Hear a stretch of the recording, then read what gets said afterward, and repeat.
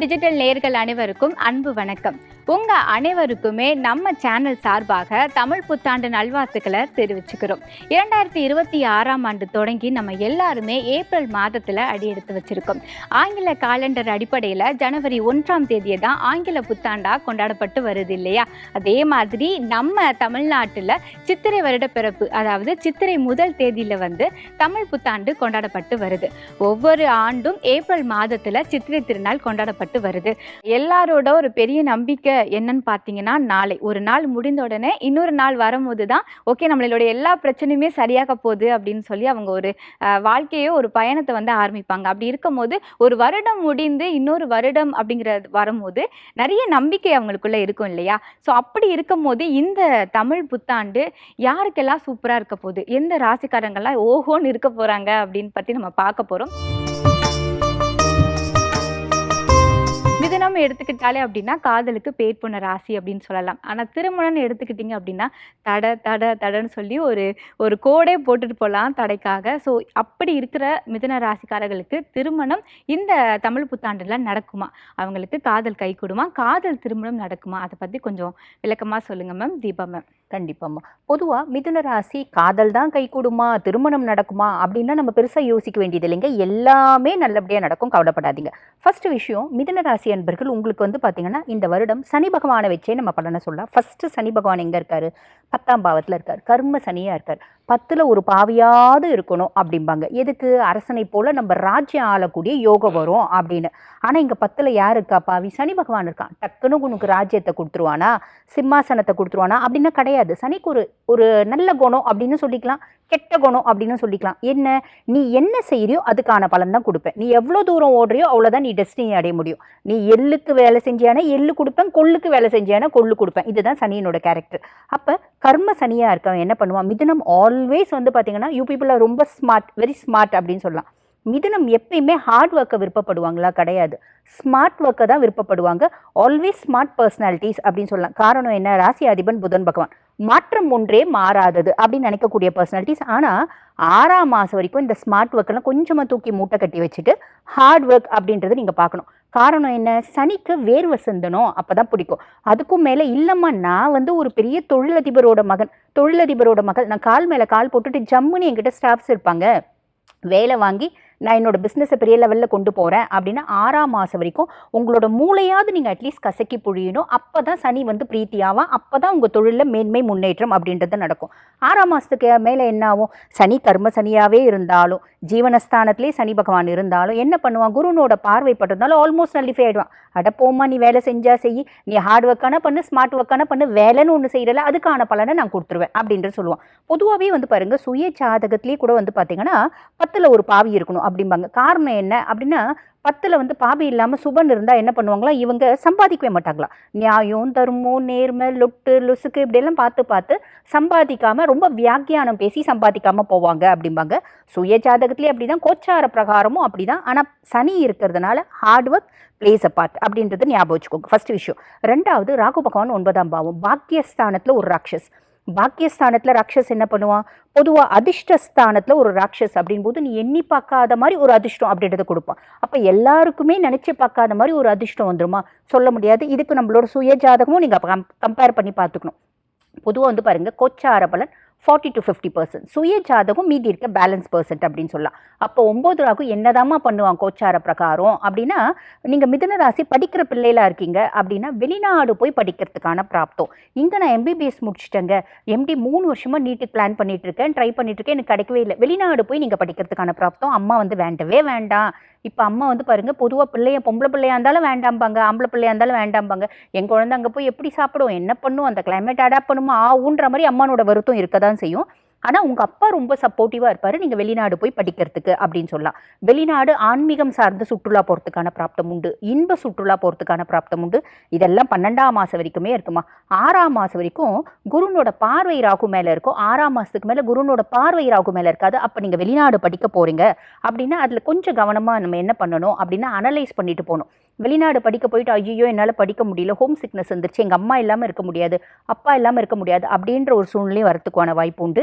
இங்கேருந்து வெளிநாடு வேலைக்கு போயிட்டோம்ப்பா, அங்கே போய் செம்ம வேலை வாங்குறாங்க, என்னால் முடியல அப்படின்னு நம்ம தடுமாறத்துக்கான வழியும் வாய்ப்பும் உண்டு. ஆக அதில் கவனம் வச்சுக்கோங்க. அதே மாதிரி உங்களுக்கும் உங்கள் அப்பாக்குமான ஒரு இடைவெளி, ஒரு கேப் வர்றதுக்கு வாய்ப்பு உண்டு. அது பெண்கள் சார்ந்த ஒரு விஷயத்தில் அப்பானோட லைஃப்பில் ஏதாவது ஒரு பொண்ணு வரலாம், ஜஸ்ட் ஒரு ஃப்ரெண்டாகவும் இருக்கலாம், இல்லை என்ன ஒரு நட்பு பார்த்தீங்கன்னா நட்புக்கு மேலே ஒரு பெஸ்டின்னு சொல்கிறாங்க பார்த்தீங்களா, இந்த மாதிரி வரலாம். இல்லை சிஸ்டர் ஸ்தானத்தில் இருக்க உறவாகவும் இருக்கலாம். அதை நம்ம மிஸ் அண்டர்ஸ்டாண்டிங் பண்ணிக்கிறதுக்கான வழியும் வாய்ப்பும் உண்டு.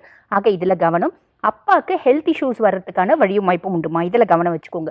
கேத்து பகவான் 3ஆம் பாவம். கேத்து பகவான் 3ஆம் பாவம் அப்படின்றது ஒரு சைலண்ட் கரேஜ் அப்படிம்பாங்க. நான் பார்க்க பார்த்தீங்கன்னா பசு மாதிரி தான் இருப்பேன், ஆனால் உள்ளுக்குள்ளே நான் புலி அப்படின்ற மாதிரி ஒரு சைலண்ட் கரேஜ் இருக்கும். இது பாசிட்டிவ்.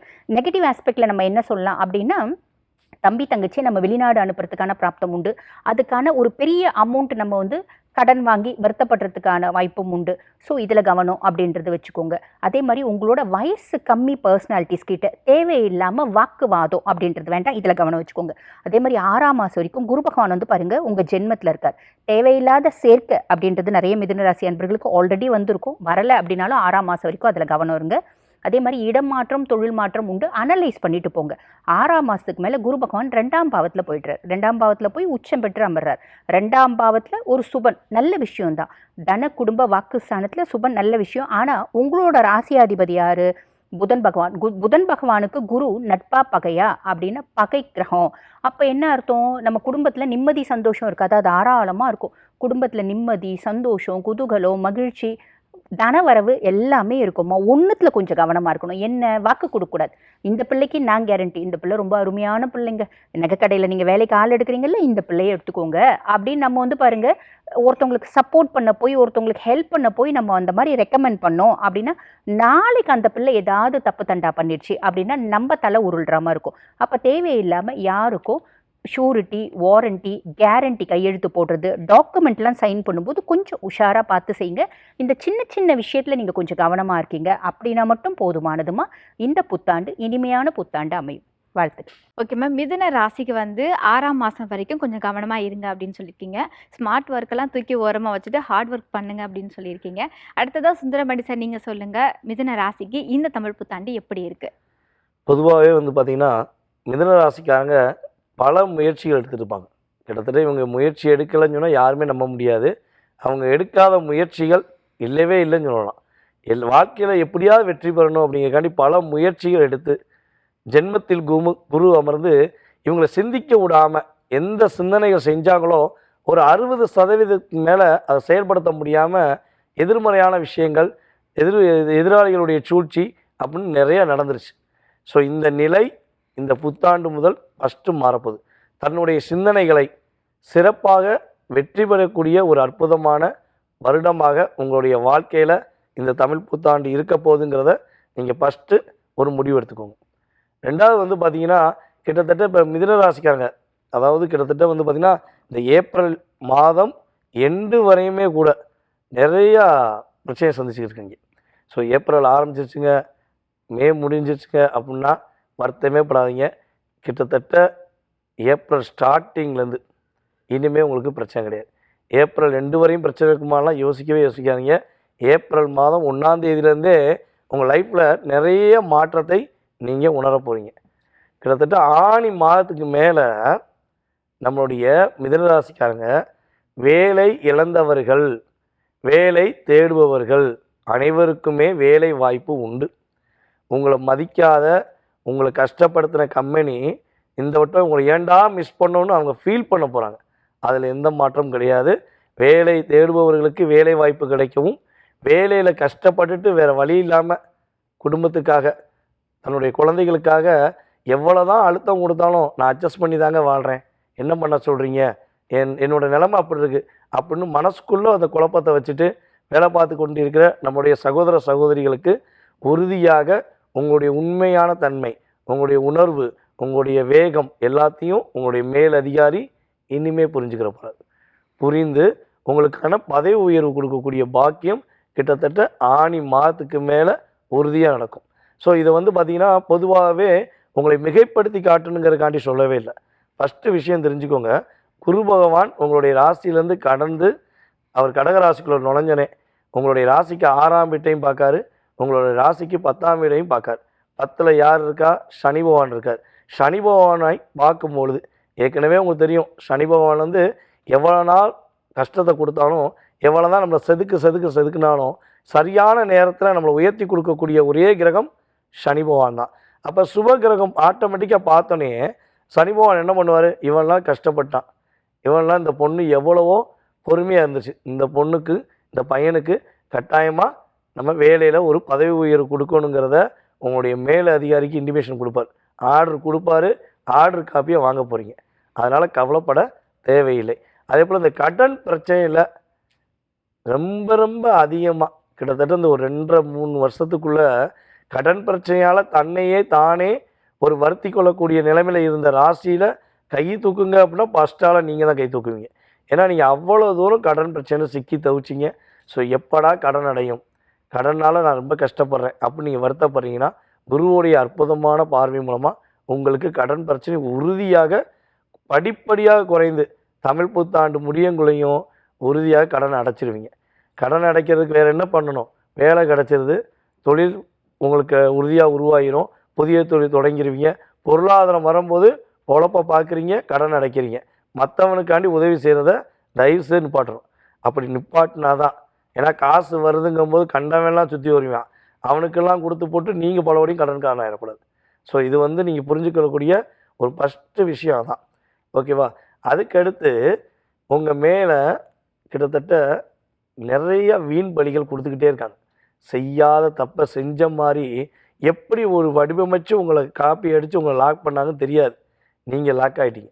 நீங்கள் போட்டது ஆனால் இவங்க போடுறதோ ஆவனா ஈனா ஈயனான்னு போட்டு உங்கள் மேலே எவ்வளவோ குறை சொல்லியிருப்பாங்க. அந்த குறைகள் எல்லாம் நிறைகளாக போகுது, எல்லாம் நிறைவாக போகுது அப்படிங்கிறத நீங்கள் ஃபஸ்ட்டு புரிஞ்சுக்கோங்க.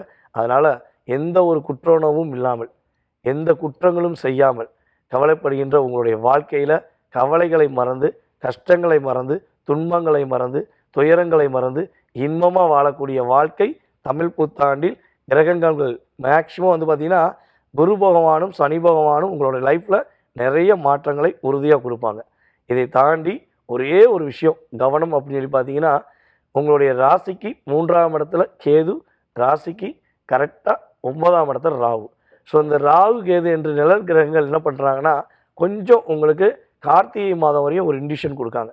என்ன இண்டிஷன்னம்னா, உங்களுடைய முயற்சிகள் எந்த விஷயமா இருக்கட்டும், வேலையாக இருக்கட்டும், தொழிலாக இருக்கட்டும், வாழ்க்கைக்குரிய ஒரு செயல்பாடு வெற்றிக்கான விஷயம் இருக்கட்டும், எந்த விஷயத்தையும் வெளிப்படையாக சொல்லாமல் செஞ்சு முடிச்சுட்டு வெற்றி பெற்ற பிறகு சொல்லுங்கள், அவசரப்பட்டு சொல்லாதீங்க. அதே போல் இந்த கம்யூனிகேஷன் சம்மந்தப்பட்ட விஷயங்களில் உங்கள் ஃபோன் மூலமாக இன்னொருத்தவங்களுக்கு ஏதாவது ஒரு விஷயத்த பகிர போகிறீங்க, ஏதாவது சொல்ல போகிறீங்கன்னா அதில் ரொம்ப கவனம். ஏன்னா இப்போ வந்து பார்த்திங்கன்னா மனிதனே இல்லாமல் மனிதனாக பின்பம் உண்டாக்கி ஏஇன்னு வந்து நிறையா பண்ணுது. ஸோ அப்போ நீங்கள் வந்து யார்கிட்ட எந்த தகவல் கொடுத்தாலும் அதில் கவனமாக கொடுங்க. ஏன்னா உங்களை அதில் தான் லாக் பண்ணுவாங்க. உங்களை விட வயது குறைந்தவர்களிடம் நிதானமான பேச்சு, பொறுமையாக இருக்க வேண்டிய கட்டாயம் உங்களுக்கு இருக்குது. அதுக்கடுத்து உங்கள் அப்பாவோடைய ஆக்டிவிட்டீஸ் அப்படிங்கிறது கொஞ்சம் மேம் சொன்ன மாதிரி கொஞ்சம் இல்லை, கொஞ்சம் அதிகமாக மாறுபடும். அப்பாவை சில பேர் குழப்புறதுக்கானே ஒரு கூட்டம் வருவாங்க. நீங்கள் என்ன பண்ணுங்கன்னா, அப்பாவுக்கு அறிவுரை கூறுறது தப்பே கிடையாது. ஏன்னா நம்மளுடைய முருக கடவுள் சிவனுக்கே அறிவுரை சொன்னார். கடவுளே அங்கே அறிவுரை சொல்லும்போது சிவனே ஏற்றுக்கிட்டாரு, உங்கள் அப்பா ஏற்றுக்கிற மாட்டாரா?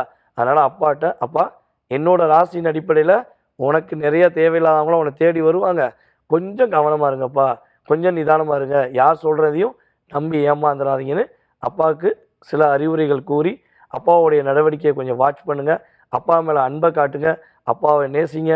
உங்களுடைய வாழ்க்கை சிறப்பாக இருக்கும். மிதுன ராசிக்காரங்களுக்கு மீண்டு வர்றதுக்கான வாய்ப்பு இந்த தமிழ் புத்தாண்டு. Okay sir. மிதுன ராசிக்காரர்களுக்கு வந்து வேலையில் இருக்கிறவங்களுக்கு பதவி உயர்வு வந்து கிடைக்கும் அப்படின்னு சொன்னீங்க. வேலை இழந்தவங்களுக்கு புதிய வேலை வாய்ப்பு அமையும் அப்படின்னு சொன்னீங்க. கடன் பிரச்சனை தீரும் அப்படின்னு சொல்லியிருக்கீங்க. அடுத்ததாக ரேவதி மேம் நீங்கள் சொல்லுங்கள், தமிழ் புத்தாண்டு மிதுன ராசிக்காரர்களுக்கு எப்படி இருக்குது? மிதுன ராசி அப்படின்னாலே வந்து எந்த ஒரு இடத்தையும் ஈஸியாக இவங்க இப்படி கேரக்டர்ஸு, இந்த இடத்துக்கு இப்படி தான் நடந்துக்கணும் அப்படின்னு சொல்லி நுண்ணிய அறிவு கொண்டவங்க இந்த மிதுன ராசி நேயர்கள். ஆனால் இந்த தமிழ் புத்தாண்டு பிறக்கிறது ஃபஸ்ட்டு நிம்மதியாக பெருமூச்சு விடக்கூடியவங்களும் இந்த மிதுன ராசி தான். ஏன்னா ஜென்மகுருவாக உட்கார்ந்து நிறைய அவமானங்கள், நிறைய பிரச்சனைகள். ஏன்னா 10ல் சனி உட்கார்ந்துருக்க, கர்மகாரகன் கர்ம ராசியிலே உட்கார்ந்துருக்காரு. அதாவது செய்யாத தப்புகளுக்கு பேச்சு வாங்கினது. ஃபார் எக்ஸாம்பிளுக்கு ஒரு ஒரு பொண்ணு வந்து கொஞ்சம் குண்டா இருக்குது, ஒரு குழந்தை குண்டா இருக்குது, சாப்பிடும்போது வெயிட்டை குறை, அந்த வார்த்தை வந்து அவங்களுக்கு எப்படி ஹர்ட் ஆகிருக்கும். இந்த மாதிரி சின்ன சின்ன விஷயங்கள் தான் மறக்க முடியாத ஒரு அவமானங்களாக வச்சுருப்பாங்க. அது எல்லாமே நிவர்த்தி ஆகக்கூடிய மாதங்க இந்த தமிழ் மாதம், தமிழ் புத்தாண்டு பிறப்பை ஏற்படுத்தி தரப்போகுது. ஃபஸ்ட்டு விஷயம், பொருளாதார ரீதியான உயர்வுகளை சந்திக்க போகிறாங்க. முதல் விஷயம், குடும்பத்தோடு ஐக்கியமாக போகிறாங்க. ஸோ நிறைய இடத்துல வந்து பேச தெரியாமல் இருந்த மிதுன ராசிகள், பேச தெரியலன்னா இந்த சின்ன குழந்தைகளை சொல்கிறேன், 30+ இருக்கவங்களாம் அடித்து வாங்குவாங்க பேச்சு. ஆனால் பேச தெரியாத இருக்கக்கூடிய குழந்தைகள் அனுபவ ரீதியாக பேச போகிறாங்க, தங்களோட திறமைகளை வெளிக்காட்ட போகிறாங்க. அதில் இன்னொரு விஷயம் என்ன அப்படின்னு பார்த்தீங்கன்னா, 3ஆம் பாவத்தில் கேது. தேவையில்லாத பயம் தனக்குள்ளே உருவாக்கிக்கிட்டு அந்த பயத்தில் நான் போகல, நான் வரல அப்படின்னு சொல்கிறதும், ஒரு டீனேஜ் தாண்டி இருக்கக்கூடிய ஒரு குழந்தைங்க இருக்காங்க, இல்லை திருமண வயதில் இருக்கக்கூடியவங்க அப்படின்ற போது பார்த்தீங்கன்னாக்கா 3ஆம் இடம் சொல்லக்கூடியது வீரியஸ்தானம். அப்போ கவுண்ட்ஸ் கம்மியாகிறது. ஒரு பெண் குழந்தையாக இருக்குன்னா கருமுட்டை வளர்ச்சியில் பிரச்சனைகள், இந்த மாதிரி விஷயங்கள்லாம் கை தூக்கக்கூடியது இருக்கும். ஸோ அதுக்கேற்ற ஃபுட்டை எடுக்கும்போது சில விஷயங்கள் மாறுதலை ஏற்படுத்தி கொடுக்கும். முக்கியமாக இந்த ஃபோன் மூலியமாக மாட்டக்கூடியவங்க, என் ஃபோட்டோ இங்கே வச்சேன், டக்குன்னு கைப்பட்டு அங்கே போயிடுச்சு, அதை வச்சுட்டு பிளாக்மெயில் பண்ணுறாங்க, பேசுகிறாங்க. நண்பர்களுக்குள்ளேயே வந்து பார்த்திங்கனாக்கா எமோஷ்னல் பிளாக்கேஜ், நீ அப்போ நான் சொன்னால் நீ செய்ய மாட்டியா அப்படின்னு ஒரு இக்கட்டில் மாட்டிட்டு இருந்தவங்க எல்லாம் விடுவிச்சு வரக்கூடிய காலகட்டமாக இந்த தமிழ் புத்தாண்டு ஏற்படுத்தி தரப்போகுது. முக்கியமான ஒரு அம்சம் என்னென்னா, எல்லாருமே சொல்லிட்டாங்க 9ல் ராகு இருக்குது, கோச்சார ரீதியாக பித்ருதோஷம் அப்படின்னாங்க. ஆனால் நான் நல்லா இருக்கேனே, எங்கள் அப்பாவோட உறவு சிறப்பாக இருக்கேன், எந்த ஒரு பிரச்சனையும் இல்லையே அப்படின்னு சொன்னவங்களுக்கு 6வது மாதத்துக்கு மேலே குருவுடைய பார்வையில் இருந்த வரைக்கும் ராகு கொஞ்சம் கையை கட்டிட்டு இருந்தார். இப்போ 6 கெட்டால் குரு ராகு உட்கார போது தந்தையுடைய ஆரோக்கியம், தந்தையுடைய ஆயுள், தந்தையுடைய பயணங்களில் கொஞ்சம் கவனம் எடுத்துக்கொள்ளக்கூடிய.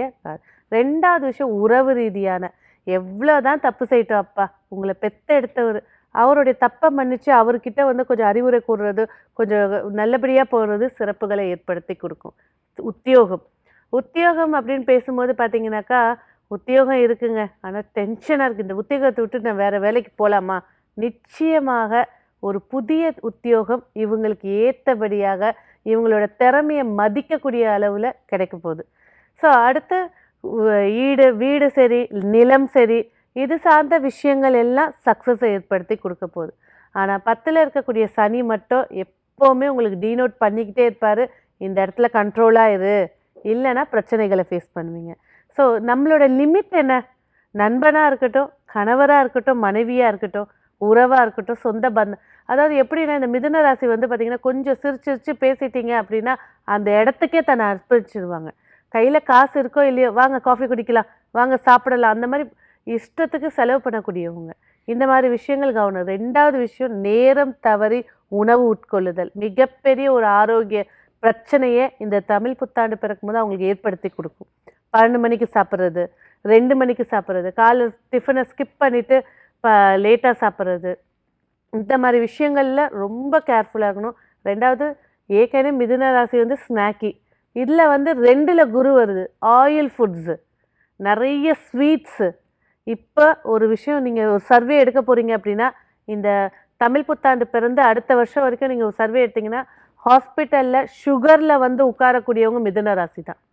அப்போ ஆரோக்கியம் சார்ந்த விஷயங்களில் இன்னும் கொஞ்சம் கவனம் எடுத்துக்கிறது சிறப்புகளை ஏற்படுத்தி கொடுக்கும். இல்லற வாழ்க்கையை பொறுத்த வரைக்கும் பார்த்தீங்கன்னாக்கா, நிறைய பேர் வந்து இந்த மிதுனத்துக்கு வந்து தனுசு வந்து பாதகம் பிரச்சனைகளுக்கு, ஆனால் மிதுனம் வந்து டேக்கிள் பண்ணிட்டு போயிடும். நீ சத்தம் போடுறியா, சத்தம் போடு, கத்துறே, என் வேலை என்ன அப்படின்னு சொல்லிட்டு போயிடுவாங்க. அப்படிப்பட்டவங்களுக்கு இப்போ தன்னுடைய வாழ்க்கை துணையோட லவ் பண்ணக்கூடிய ஒரு வாய்ப்பை ஏற்படுத்தி கொடுக்க போகுது, புரிதலை ஏற்படுத்தி கொடுக்க போகுது, நிறைய அனுபவங்களை ஏற்படுத்தி கொடுக்க போகுது. அடுத்ததாக வந்து பார்த்திங்கனாக்கா, மிகப்பெரிய எச்சரிக்கை நம்ம சொல்லியாச்சு, சுகர் சார்ந்த விஷயத்தில் கவனமாக இருங்கன்னு. இந்த வருஷம் இவங்களோட ப்ளஸ் என்ன அப்படின்னு பார்த்தீங்கன்னா, நிச்சயமாக திருமண பாக்கியம் லேட் ஆகிட்டே இருக்குது, சூஸி பண்ணிக்கிட்டே இருக்காங்க, அதுலேருந்து ஒரு நல்ல ஒரு சோல்மேட்டை ஏற்படுத்தி கொடுக்க போகுது. உத்தியோகத்தில் யோகத்தை ஏற்படுத்தி கொடுக்க போகுது. தொழிலில் உழைக்கணும், நம்ம அடுத்தவங்களை சார்ந்து இருக்கக்கூடாது அப்படின்ற ஒரு புத்தியை இந்த தமிழ் புத்தாண்டு இவங்களுக்கு ஏற்படுத்தி கொடுக்க போகுது. இந்த புத்தாண்டு இவங்களுக்கு மேலும் சிறப்பான வரவேற்பாமே என்னுடைய வாழ்த்துக்கள். நன்றி. Okay ma'am. இந்த தமிழ் புத்தாண்டு வந்து அவங்களுக்கு திருமண யோகம் கிடைக்க போகுது அப்படின்னு சொல்லியிருக்கீங்க. தந்தை மற்றும் உணவு சார்ந்த விஷயங்கள கொஞ்சம் கவனமா இருக்க சொல்லியிருக்கீங்க. அடுத்ததா ரத்னம் சார் நீங்க சொல்லுங்க. தமிழ் புத்தாண்டு நம்ம மிதுன ராசி நேயர்களுக்கு எப்படி இருக்கு? இந்த மிதுன ராசிக்கு தமிழ் புத்தாண்டு நல்ல மாற்றத்தை கொடுக்கக்கூடிய ஆண்டாக தான் அமைய போகுது. அதே சமயத்தில் ஜென்ம குருவாக இருந்ததுனால இந்த மிதுன ராசி இன்னொருத்தவங்களோட கண்ட்ரோல்லே இருந்திருப்பாங்க. எப்படின்னா அவங்க சொல்கிறத தான் கேட்கணும், இவங்க சொல்கிறத தான் கேட்கணும். அது வந்து வேலை சார்ந்த பாஸாக இருக்கலாம், இல்லை சக ஊழியர்களாக இருக்கலாம், இல்லை நண்பர்களுக்காக இருக்கலாம். ஏன்னா இவங்களை எமோஷனாக அட்டாக் பண்ணிவிடுவாங்க. இப்போ நீயே போயிட்டீங்கன்னா அப்புறம் எனக்கு யார் அப்படின்னு அவங்க கேட்கும்போது ஆட்டோமேட்டிக்காக இவங்களால் செயல்பட முடியாமல் இருந்திருக்கு. இப்போ ஜென்ம குரு மாறி 2ஆம் இடம் குடும்பஸ்தானத்துக்கு வரப்போகிறார். அப்போ இவங்களோட வருமானம் பெருக போகுது. அப்போ வருமானம் பெருகணும் அப்படின்னா லாஜிக்காக திங்க் பண்ணி போனீங்கன்னா இவங்க இடமாற்றத்தை ஏற்படுத்தக்கூடிய அமைப்பு. இப்போ வேலை சார்ந்த விஷயமா ஒரு இடத்துலேருந்து இன்னொரு இடத்துக்கு இடம்பெயர்றது, அதே போல் பார்த்திங்கன்னா தொழில் ரீதியாக முன்னேற்றம் ஏற்படக்கூடிய அமைப்பு. அதே சமயத்தில் மீடியா துறை சார்ந்தவங்களுக்கு இந்த மிதுன ராசிக்காரவங்களாக இருந்தாங்கன்னா ரொம்ப சிறப்பாக இருக்கும். காரணம் அவங்களுக்கு தனஸ்தானத்தில் குரு இருக்கார், 10ஆம் இட தொழில் ஸ்தானத்தில் சனி பகவான் இருக்கார். அப்போ உங்கள் தொழில் மூலமாக மிகப்பெரிய அளவில் வெற்றியை கொடுக்கக்கூடிய அமைப்பாக இருக்கும். அதே சமயத்தில் சொந்த தொழிலில் இருக்கக்கூடிய தடைகள் விலகும், திருமணம் சார்ந்த விஷயத்தில் இருக்கக்கூடிய பாதிப்புகள் நிவர்த்தியாகும். அப்போ எப்படி இது நிவர்த்தி ஆகும்னா அவங்க குடும்பஸ்தானத்துக்கு குரு வராரு. அப்போ இவங்களுக்கான பேரை இவ்வளோ நாள் இவங்க சர்ச் பண்ணிகிட்டு இருந்தாங்கன்னா அதுக்கான திருமண பாக்கியம் இவங்களுக்கு அமையும்.